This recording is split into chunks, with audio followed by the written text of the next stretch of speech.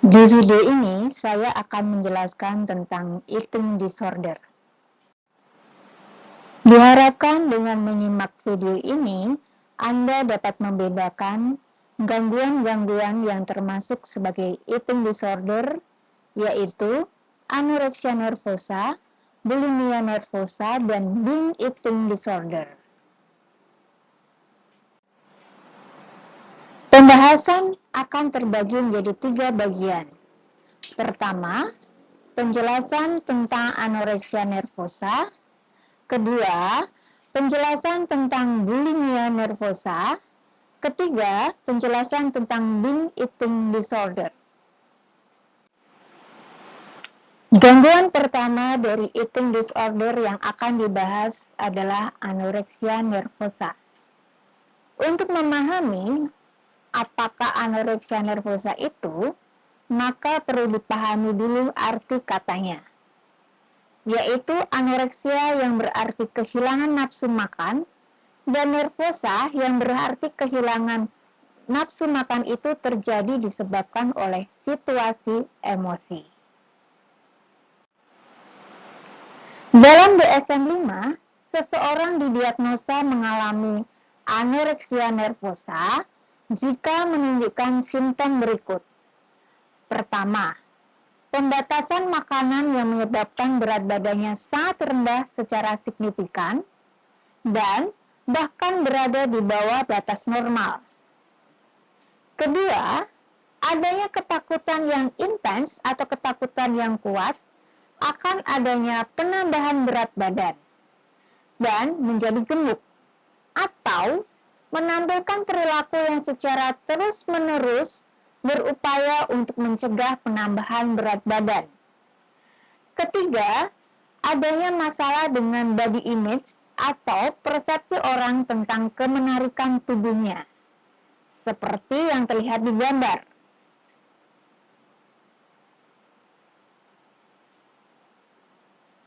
Di gambar, sebenarnya perempuan itu memiliki tubuh yang langsing dan cenderung kurus. Tetapi tetap saja ia mempersepsikan dirinya gemuk.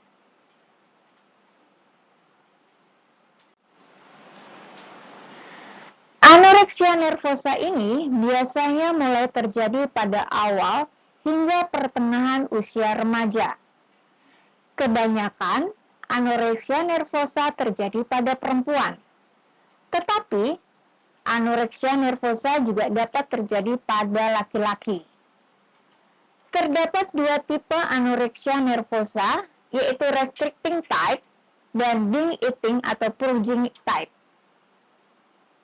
Tipe restricting atau membatasi, maksudnya adalah anoreksia nervosa terjadi karena adanya pembatasan asupan makanan.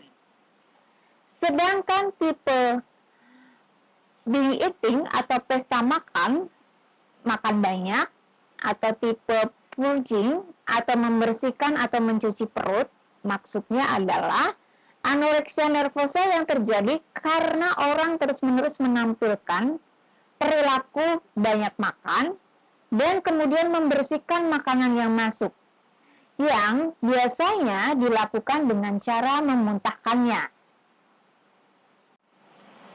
Secara kognitif, anoreksia nervosa terjadi karena disebabkan oleh takut gemuk dan adanya masalah dengan image tubuh.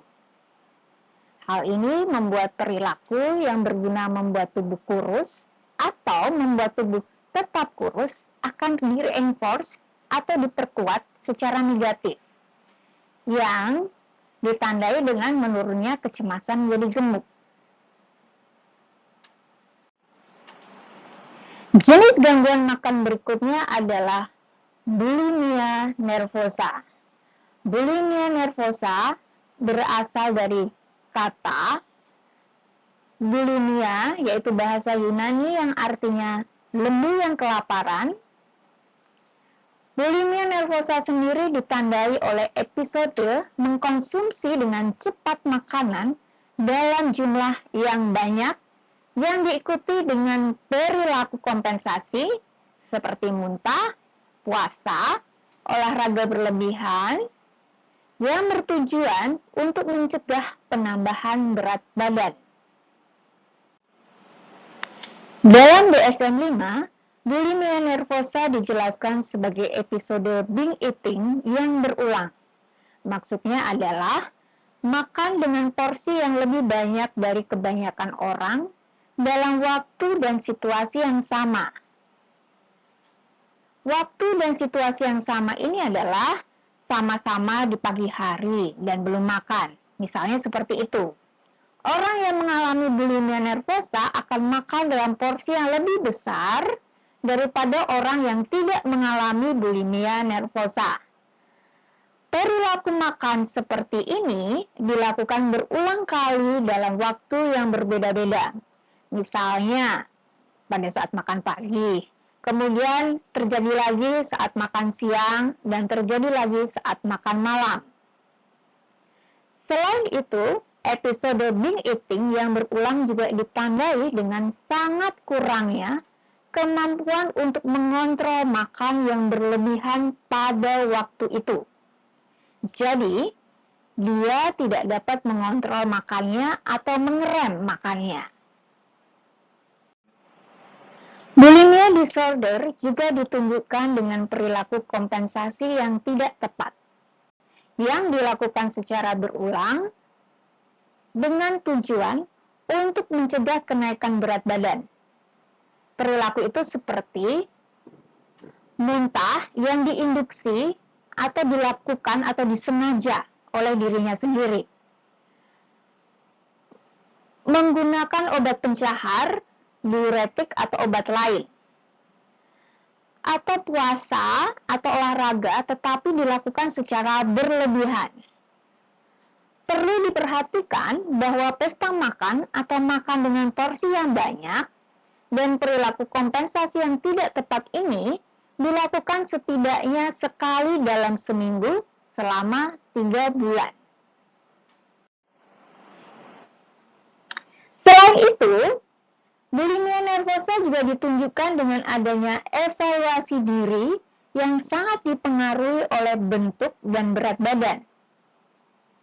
Gangguan ini dianggap bulimia nervosa kalau berdiri sendiri dan tidak terjadi selama episode anoreksia nervosa. Etiologi bulimia nervosa dapat dijelaskan menggunakan skema teori kognitif bulimia nervosa. Teori ini menjelaskan bahwa orang dengan bulimia nervosa sangat memperhatikan berat badan dan bentuk tubuh. Mereka menilai keberhargaan diri berdasarkan pada berat dan bentuk tubuh itu. Mereka memiliki self-esteem yang rendah. Dan karena berat dan bentuk tubuh lebih dapat mereka kontrol daripada bagian diri yang lain, maka mereka fokus pada berat dan bentuk tubuhnya.